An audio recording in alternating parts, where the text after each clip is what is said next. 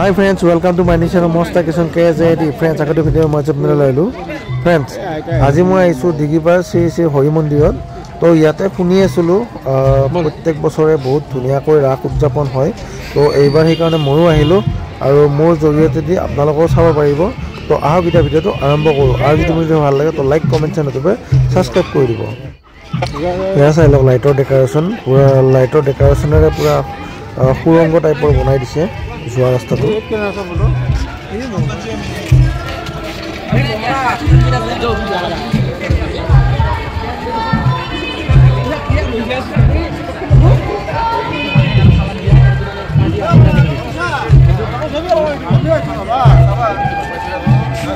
এইকেইটা পুৰা লেকচাৰ মাৰি আছে, চিনাকি মানুহ পাইছে।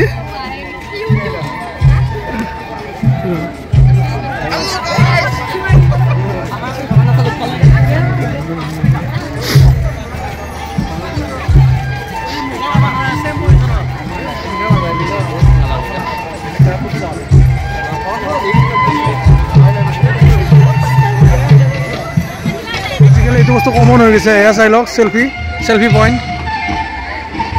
তো প্ৰত্যেক ৰাসতে আজিকালি চেলফি পইণ্ট দিয়া হৈছে। তো আমাৰ ৰুদ্ৰ যাই কিনে পুৰা থিয় হৈ গৈছে। এয়া চাই লওক, তাক ফটো মাৰিব লাগিব এতিয়া। গৈছোঁ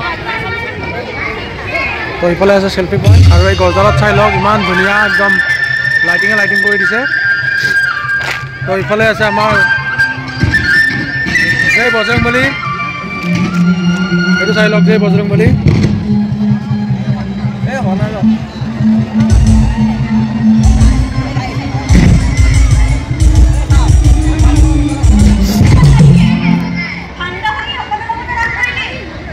এখন গেট চাই লওক।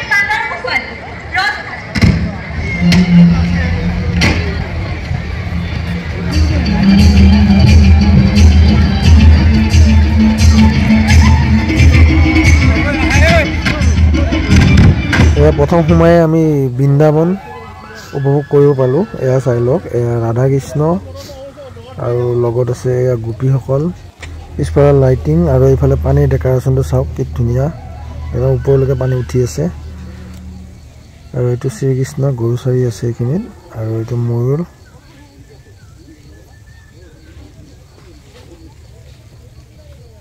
ৰাধা কৃষ্ণ আৰু এইফালে পানীৰ ডেকোৰেশ্যনটো চাওক, ইমান ধুনীয়া ওপৰলৈকে উৰাই দিছে। এইফালে এইটো ময়ূৰ,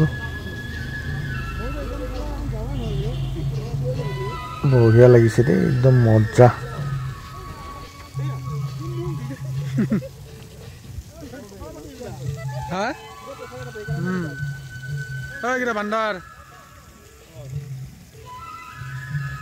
দিগিপাৰ ৰাসত প্ৰথমবাৰৰ কাৰণে আহিছোঁ আৰু বহুত আগতে শুনি আছিলোঁ বহুত ভাল হয় বুলি।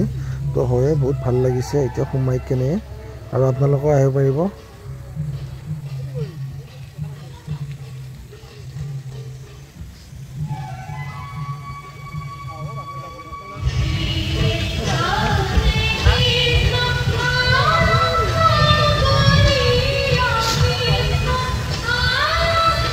মূৰ্তিবোৰৰ নামবোৰ মাজে মাজে কৈ যাম আৰু মাজে মাজে কিছুমান নকওঁ। তো আপোনালোকে চাই থাকক আৰু দেখা পালে চিনি পাবই কোন হয়। তো আপোনালোকে সকলোৱে জানে, মই জাষ্ট আপোনালোকক দেখাই দিছোঁ আৰু মূৰ্তিটো কেনেকুৱা হৈছে। এইবোৰ পাঁচ পাণ্ডৱ স্বৰ্গযাত্ৰা।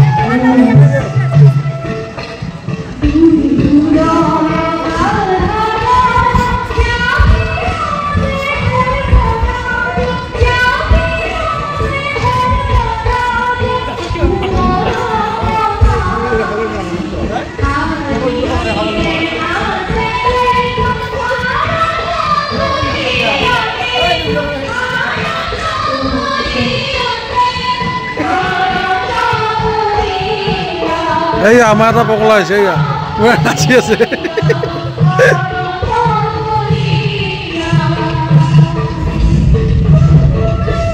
ঐ ইয়াৰ ৰথৰ চকা ঘূৰি আছে চা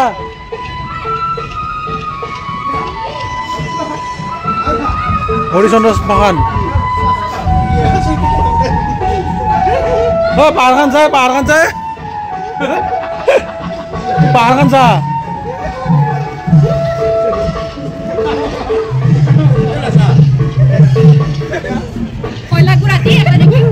দেখিছা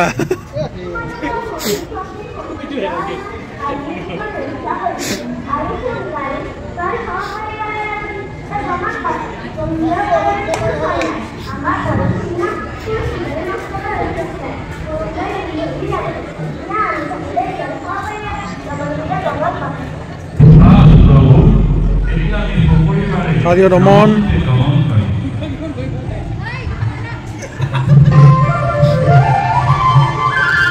বস্ত্ৰহৰণ গোপিনী বস্ত্ৰহৰণ জগন্নাথ জয় জগন্নাথ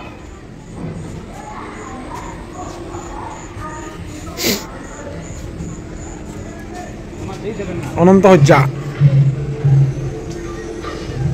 বকাহুৰ বকবত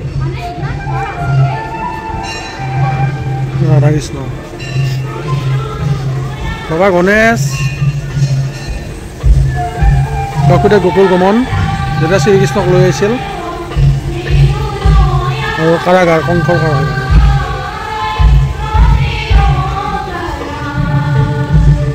ৰাক্ৰীড়া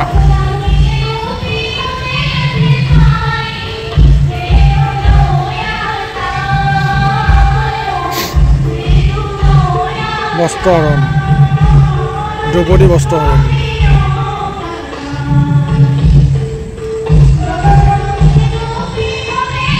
শংকৰবধ বলম্ব হস্তিবধ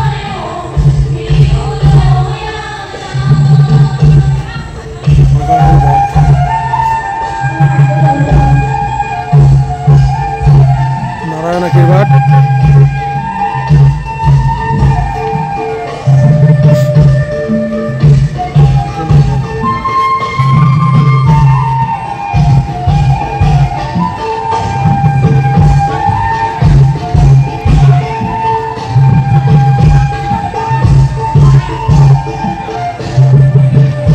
মূৰ্তি চোৱা হ'ল এতিয়া আকৌ আমি আহিলোঁ এয়া ভাওনা চাব ইয়াতে অসমীয়াত অনুবাদ কৰি কেনে শ্ৰীকৃষ্ণৰ সৰুকালৰ ঘটনাবোৰ দেখাই আছে তো ইয়াৰে স্থানীয় লোক হয় স্থানীয় লোকে ইয়াতে পাৰ্টিচিপেট কৰিছে বহুত ধুনীয়া তো আমিও অলপ আগুৱাই আহিছোঁ এয়া চাই লওক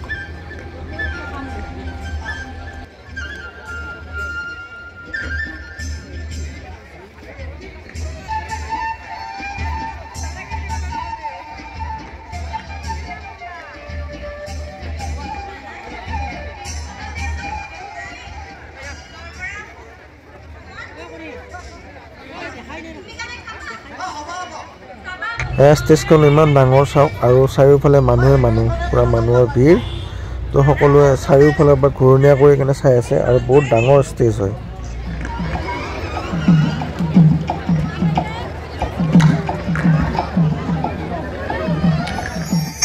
যশোদাই শ্ৰীকৃষ্ণক উৰলত বান্ধি থোৱা দৃশ্য এয়া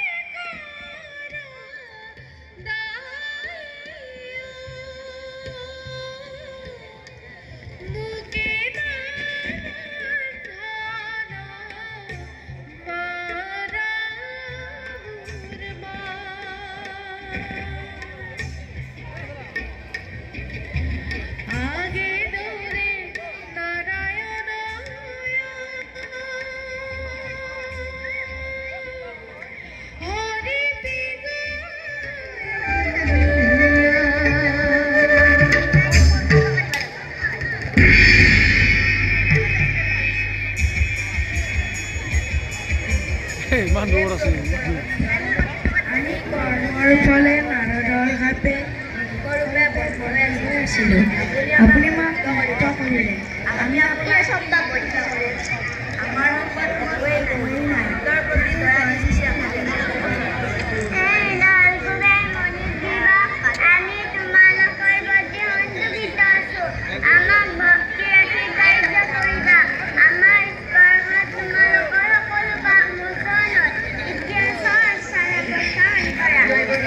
প্ৰভু পৰমেশ্বৰ আপোনাৰ শ্ৰীপদ পংকজত প্ৰণাম কৰি আমি বিদায়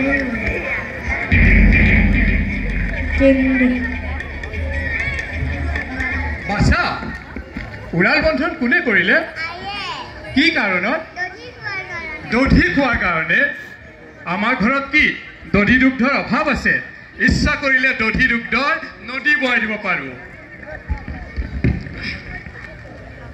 পুত্ৰত থাকি দধি দুগ্ধৰ আদৰ তোমাৰ মায়ে প্ৰবল দেখিলে ঠিক আছে বাৰু আজি পাগলনি উচিত বিচাৰ কৰা হ'ব নন্দৰাণী নন্দৰাণী নন্দৰাণী নন্দৰাণী নন্দৰাণী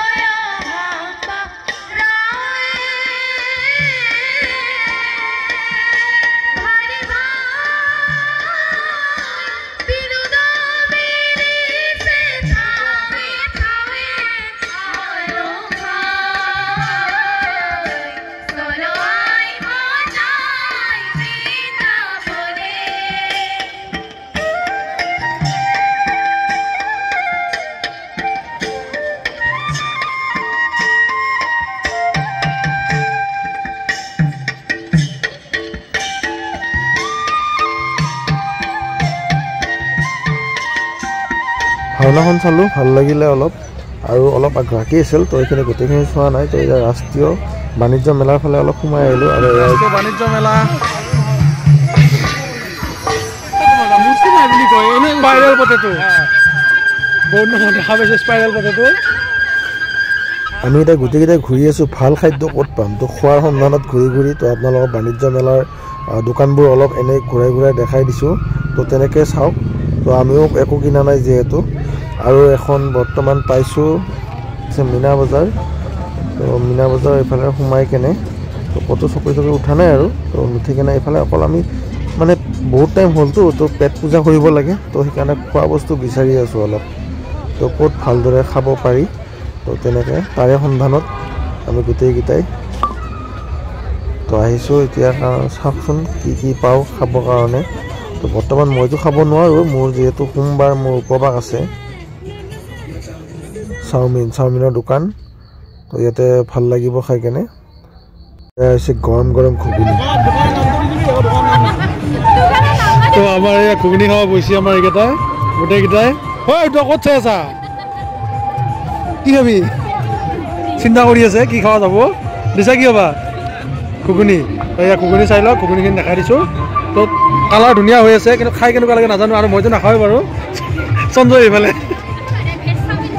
নাখাওঁ টেষ্টি পাই গৈছে তো আৰু লৈ লৈছে আৰু কেনেকুৱা হৈছে একদম বঢ়িয়া না আৰু দিছে কেনেকুৱা বঢ়িয়া না ঘুগুনি আৰু কণী এবাৰ কুলদীপে মুখ তলমূৰে কৰি আছে ন কমেণ্ট মানে খাৱাত ব্যস্ত নাই একো নাই তো ইহঁতে খাই আছে তো মই আজি সোমবাৰ কাৰণে মই খাব পোৱা নাই তো চাবৰ কাৰণে আহিছোঁ উপায় নাই মোৰ কাৰণে খোৱা খাদ্য ওলাই গ'ল এয়া চাই লওক তিয়হ তো তিয়হ খাই দিওঁ এতিয়া কাৰণ পূৰা নিৰামিষ ভুজি তো ইহঁতে পূৰা আকৌ